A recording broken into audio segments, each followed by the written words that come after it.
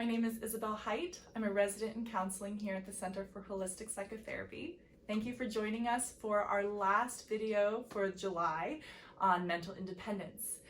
Before we begin, we like to always premise by saying that these videos are for psychoeducation and not therapy. And for this talk today, I will be talking about mental independence and diet. And my disclaimer is that I am not a certified nutritionist.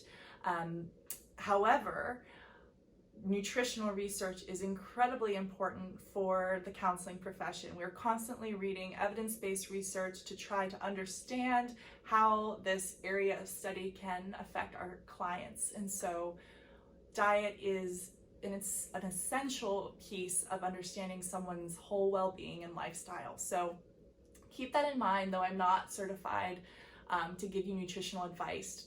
What we will be discussing in this talk are very important concepts that I strongly encourage you to research yourself. All right, so mental independence through diet. I want to begin this talk with introducing a concept that a lot of people actually may not know about, and that is the brain-gut connection. More often, people know about the microbiome, and we consume probiotics because we know that they're good for us, but bacteria for several years, hundreds and thousands of years, kind of got a bad rep. But then more recent, we're finding that, oh wait, bacteria has an important role in our bodies for our immune system and actually our mental health. So the brain-gut connection suggests that we have a microbiome in our brain.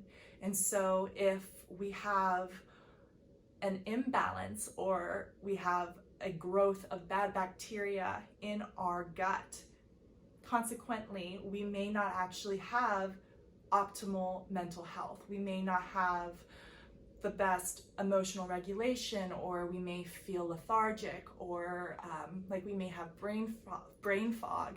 And I'll get into that in a little bit later, but I want to give you tools for you first to understand, well, why is the brain and the gut so connected? And secondly, I want to empower you with ideas on how to actually improve the bacteria in your gut. So first, I want to explain serotonin, which is a key hormone that we all have in our bodies. And this is a hormone that helps regulate our happiness and our mood and our overall well-being. But this is a neurotransmitter that is made in our gut. So if we have an imbalance of serotonin or low levels of serotonin, that causes depression or is strongly associated with depression. And bacteria can kind of be looked at as the same way. So if we have an imbalance of bacteria, if we have high levels of bad bacteria, we are going to have an immune response of inflammation in our body. And another thing that I want to circle back to with the serotonin is that this hormone allows our brain cells to communicate with our nervous system. So if we are sending signals of inflammation, chronic inflammation to our brain cells, we are going to feel lethargic. We are not going to have energy. We are going to be walking around, not thinking clearly, feeling like we're in that fog. And this is just another way of thinking about, oh, maybe it's not all in my head. Maybe it's actually in our gut. So obviously, this is a big topic, and I'm not going to be giving it justice in this brief video.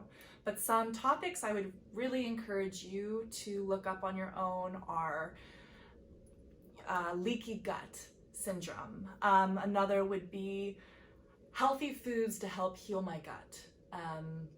I like also to encourage clients to do research on, vitamin and mineral absorption from our foods. This also will tie into a list of foods that I really want you to encourage or just take note of when you go grocery shopping the next time. And so that being like, go Probiotics, yes, those are great, but if you look at the back of the bottle, you'll see that there's actually only one bacteria strand. We want to create a biodiverse, nutrient-rich biome, so not just one strand of bacteria. This is why fiber is so important from those fruits and vegetables, because you're getting a plethora of important bacteria, not just one strand. But those probiotics are still important, those probiotic pills. Try adding more fermented foods to your diet. People love yogurt. Kefir is a fermented drink. Pickles are fermented. So just do your research, get curious. You may not love fermented foods, but knowing how incredible it is to add that bacteria into your gut may be motivating for you to start trying and adding them to your diet a little bit more. I did touch on fiber and fruit and vegetables a little bit, but a neat fact that I'd like to share is that don't underestimate the power of frozen fruits and vegetables. I even find myself sticker shock by organic, natural fruit and vegetables. I have a hard time justifying paying that much when, you know, your canned food is right there ready and I don't have to rush to eat it.